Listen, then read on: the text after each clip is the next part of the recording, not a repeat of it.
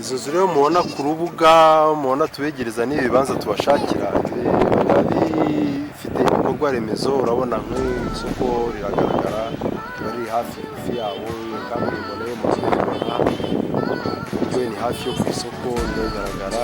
Ukomeje imbere ni metero 50 ugeze kwa muganga. Ibintu bya bikorwa remezo ari bizafasha ziba ziri hafi y'ayo mazu ku buryo unyarukira ku isoko mu buryo bworoshye, utega imodoka mu buryo bworoshye, kujya kwa muganga mu buryo bworoshye, ndetse n'amashuri nayo ari bugufi bwaho.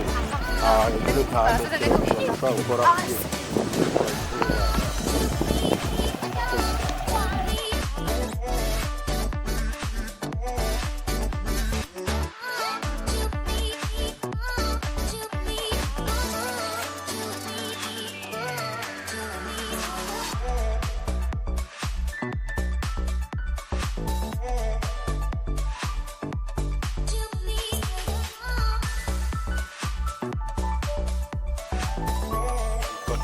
umukozi wa INEZA ONLINE TV twabana n'abasanzwe. Ni muri urwo rwego twageze no kuri tele dushakisha amazu ibibanza bigurishwa. Tukaba turi hano NYAKAGUNGA mu kagari ka NYAKAGUNGA mu mudugudu wa KABEZA, aho turi ku nzu mugaragara nk'uko muri kwibona neza.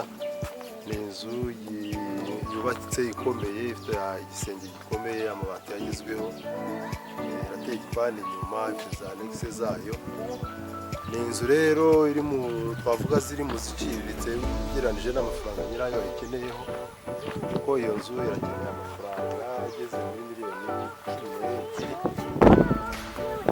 12. Muyibona ni inzu y'ibyumba 4 na salo, ifite na salle à manger, ifite douche ebyiri mu nzu na toilette. Urumva ugereranije n'ayo mafaranga ni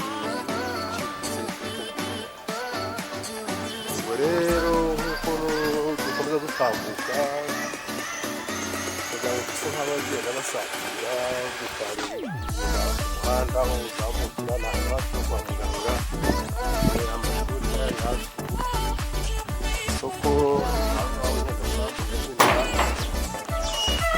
n'uburyo rero dusa nk'abagenda bayinjira bayibona.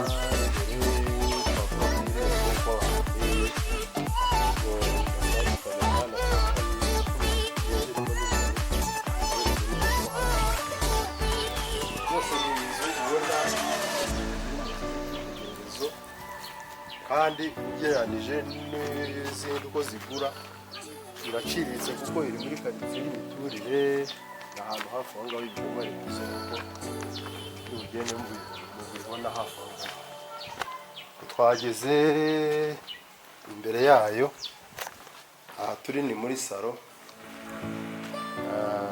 Biragaragara ko hari ibitarakorwamo, ariko ibyinshi ibiremereye birakoze.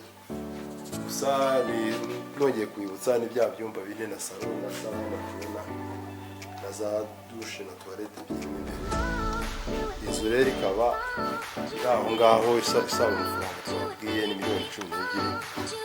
Niyo mafaranga make ashaka, kandi biragaragara ko ari igiciro gitoya ugereranyije n'izindi. Bose rero bihaye bazifite kandi igiciro gitoya. Urakoze, ciao ciao.